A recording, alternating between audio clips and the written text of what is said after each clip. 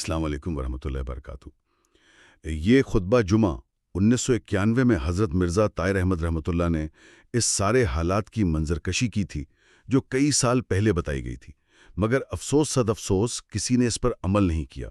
اس لیے اس سرمن بہت لمبا ہے، اس لیے ہم اس کو خلاصے کے طور پر کچھ مختصر کر کے بتا رہے ہیں تاکہ ہمارے سننے والے اس پر توجہ فرمائیں، اور کچھ آواز کی آڈیو کی خرابی بھی ہے، اس لیے مختصر طور پر ہم آپ کو بتا دیتے ہیں اس میں احمدیہ خلیفہ نے کیا فرمایا۔ آج کا جو ہمارا مقصد ہے نا، وہ بغیر کسی کی سائیڈ لیے غیر جانبدارانہ طور پر بات کرنا ہے۔ جی بالکل، مطلب ہم صرف ان حقائق اور تجربوں کو سامنے رکھیں گے جو 1991 کے اس خطبے میں خلیج کے بحران یعنی عراق اور کویت کے معاملے پر بیان کیے گئے۔ اور یہ تجزیہ بہت اہم ہے کیونکہ اس میں مغربی طاقتوں کے کردار اور مشرق وسطیٰ کے مستقبل کے حوالے سے بڑی گہری باتیں کی گئی ہیں۔ بالکل ایسا ہی ہے۔ تو اگر ہم شروعات کریں نا، تو اس گفتگو کا آغاز ایک بہت ہی زبردست تاریخی اصول سے ہوتا ہے۔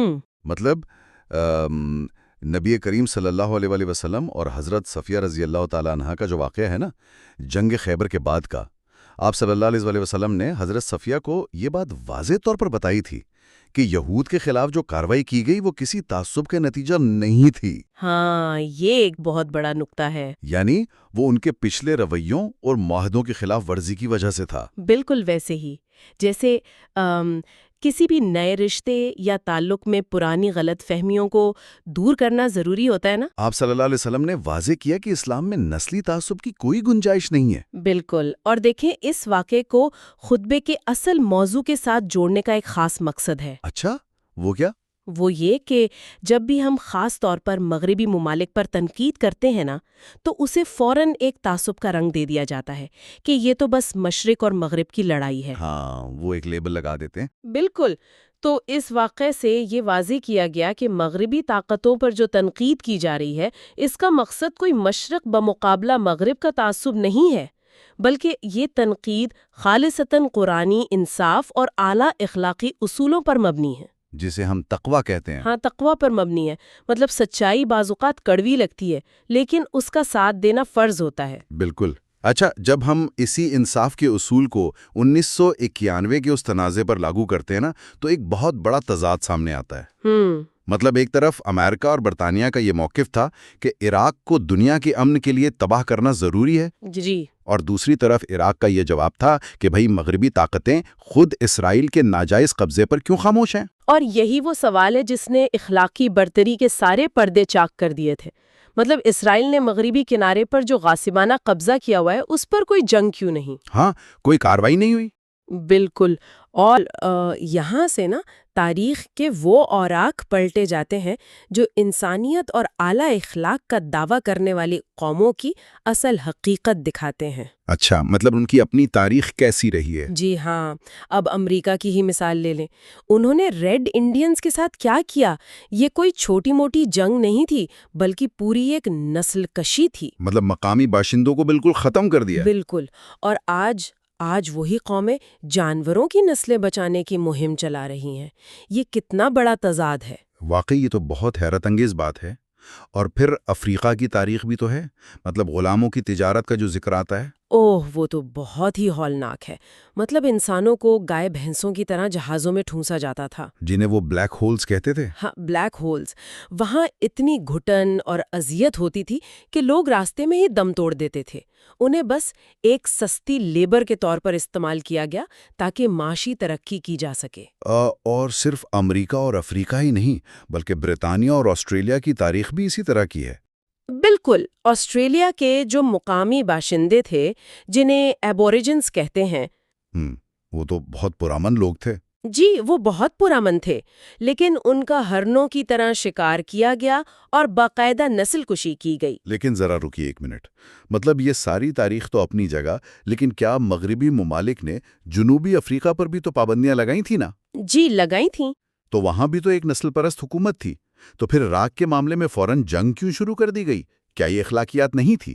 نہیں، دیکھیں یہی تو سب سے بڑا تضاد ہے جو میں بتانا چاہ رہی ہوں۔ جنوبی افریقہ پر جو پابندیاں یا سینکشنز لگی تھیں نا، ان کو سالوں دیے گئے۔ اچھا، مطلب کوئی فوری فوجی حملہ نہیں کیا گیا؟ بالکل کوئی فوجی حملہ نہیں ہوا، سفارتکاری کو وقت دیا گیا، لیکن عراق کے گرد فوری طور پر ایسا گھیرا تنگ کیا گیا کہ خوراک اور دوائیں تک روک دی گئیں۔ یعنی بچوں کا دودھ بھی نہیں پہنچ پا رہا تھا؟ ہاں، سب کچھ بند کر دیا گیا اور ساتھ ہی فوری فوجی کارروائی کا آغاز کر دیا گیا۔ یہ کوئی انصاف نہیں تھا، بلکہ مفادات کا کھیل تھا۔ اور مفادات کے اس کھیل میں ایک اور چیز جو بہت نمایاں ہے وہ ہے خفیہ جنگیں، جنہیں ہم کوورٹ وارز کہتے ہیں۔ خطبے میں باقاعدہ CIA کی خفیہ کارروائیوں اور امریکی صدور کی ان جنگوں کا ذکر ہے، اور اس کے لیے ایک اصطلاح استعمال ہوئی ہے، ڈینائبلٹی۔ جی، ڈینائبلٹی یعنی انکار کی گنجائش۔ ہاں، مطلب میں اس کو ایسے سمجھتا ہوں کہ جیسے کوئی طاقتور شخص کسی کو نقصان پہنچانے کا اشارہ دے اور کہے کہ یار کام ہو جائے لیکن میرا نام بیچ میں نہ آئے، تاکہ میں بعد میں لا علمی کا اظہار کر سکوں۔ بالکل صحیح تشبیہ دی آپ نے، یہ ایک پورا مائنڈ سیٹ ہے۔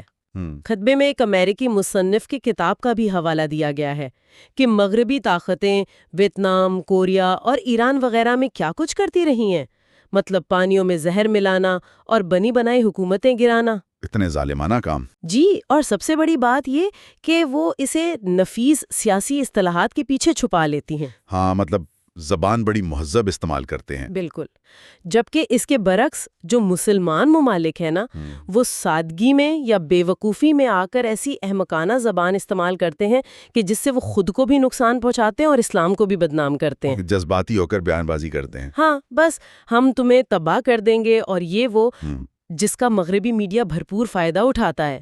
اچھا، اب یہاں سے نا ایک بہت ہی حساس اور اہم موضوع کی طرف آتے ہیں، وہ بیانیہ جس نے پوری دنیا کے مسلمانوں کو جذباتی کر دیا تھا۔ آپ مقامات مقدسہ کے دفاع کی بات کر رہے ہیں نا؟ بالکل، یہ جو کہا گیا کہ مکہ اور مدینہ کے تقدس اور دفاع کے لیے مغربی افواج کو بلایا گیا ہے، اور اسی بنیاد پر دیگر مسلمان ممالک سے بھی فوجیں منگوائی گئیں۔ اور یہیں پر تاریخ کی ایک بہت بڑی ستم ظریفی سامنے آتی ہے۔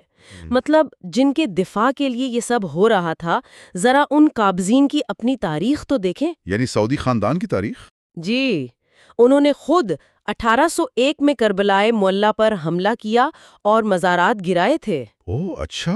اور پھر 1903 اور پھر 1924 میں مکہ اور مدینہ پر ان کا جو قبضہ ہوا تھا، وہ دراصل انگریزوں کے پیسوں اور ہتھیاروں کی مدد سے ہوا تھا۔ مطلب انگریز جرنل ان کی مدد کر رہے تھے؟ بالکل۔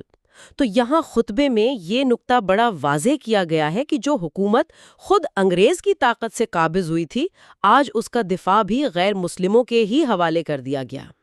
تو کیا واقعی عراق کی طرف سے سعودی عرب پر حملے کا کوئی امکان تھا، مطلب ملٹری کے لحاظ سے؟ حقیقت یہ ہے کہ عراق کا ایسا کوئی امکان نہیں تھا، وہ اس پوزیشن میں ہی نہیں تھا۔ تو پھر مسلمان ممالک کی فوجوں کو وہاں کیوں بلایا گیا جب مغربی فوجیں خود اتنی طاقتور تھیں؟ بس یہ ایک سیاسی چال تھے۔ مسلمان ممالک کی فوجوں کو محض اس لیے شامل کیا گیا تاکہ ساری دنیا کو دکھایا جا سکے کہ عراق کے خلاف اس کارروائی میں پوری دنیا ان کے ساتھ ہے۔ مطلب ایک ٹوکن کے طور پر؟ بالکل، ایک ٹوکن کے طور پر بے شمول مسلم ممالک سب ہمارے ساتھ کھڑے ہیں، یہ تاثر دینا مقصود تھا۔ ایک اور چیز جو بہت الجھن پیدا کرتی ہے وہ ہے 15 جنوری کی تاریخ۔ ڈیڈ لائن جو دی گئی تھی۔ ہاں، مطلب پابندیوں کے نتائج کا انتظار کرنے کے بجائے 15 جنوری کی تاریخ پر اتنا زور کیوں دیا گیا، اور صدام حسین امن کی کوششوں کو کیوں ٹھکرا رہے تھے؟ دیکھیں، اس کے پیچھے پورا ایک معاشی چکر تھا۔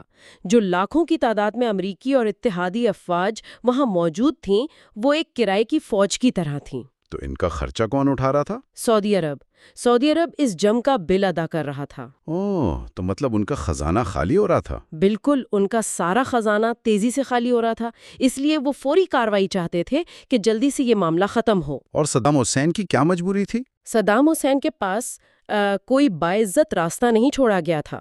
مطلب اگر وہ پیچھے ہٹ جاتے تو کیا ہوتا؟ اگر وہ کویت خالی کر بھی دیتے نا، تب بھی ان کی ایٹمی اور کیمیائی طاقت چھیننے تک مغربی طاقتیں پیچھے نہ ہٹتیں۔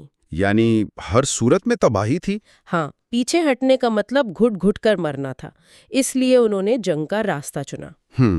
تو ان سارے فیصلوں کے بعد پھر خطے کے مستقبل کے بارے میں کیا پیشین گوئیاں کی گئیں اس خطبے میں؟ جو پیشین گوئیاں 1991 میں کی گئیں وہ حیرت انگیز طور پر آج سچ ثابت ہو رہی ہیں۔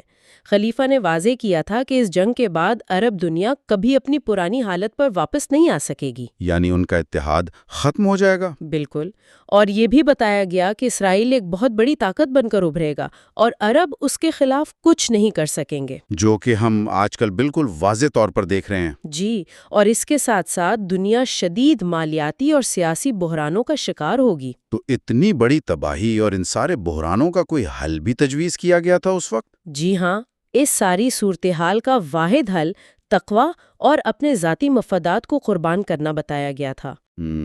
تقویٰ۔ احمدیوں کو خاص طور پر تلقین کی گئی کہ وہ ایاک نعبدو و ایاک نستعین کے ذریعے اللہ سے التجائیں کریں۔ سبحان اللہ، مطلب دعاؤں پر زور دیا گیا۔ بالکل، تاکہ مقامات مقدسہ کا اصل تقدس جو کہ دراصل عبادت سے ہوتا ہے وہ قائم رہے اور سارا معاملہ اللہ کی تقدیر کے سپرد ہو جائے۔ سپر پاورز پر بھروسہ کرنے کے بجائے خدا پر بھروسہ کیا جائے۔ تو جب ہم 1991 کی ان باتوں اور پیشن گوئیوں کو آج کی دنیا کے حالات پر رکھ کر دیکھتے ہیں تو ایک لمحے کے لیے سوچیں، اگر اس وقت ذاتی مفادات کی بجائے تقویٰ اور انصاف کو اہمیت دی جاتی تو کیا آج مشرق وسطیٰ اور دنیا کی تاریخ کچھ اور نہ ہوتی؟ یہ ایک ایسا سوال ہے جو ہر سننے والے کو تاریخ کے اوراق دوبارہ پلٹنے پر مجبور کر دیتا ہے۔ اور آخر میں ویڈیو پسند آئے تو کمنٹ میں اپنا فیڈ بیک ضرور دیں، چینل کو سبسکرائب اور ویڈیو کو شیئر ضرور کریں تاکہ اگلی ویڈیو کا نوٹیفیکیشن بر وقت مل سکے۔ YouTube channel Islamic guide lines info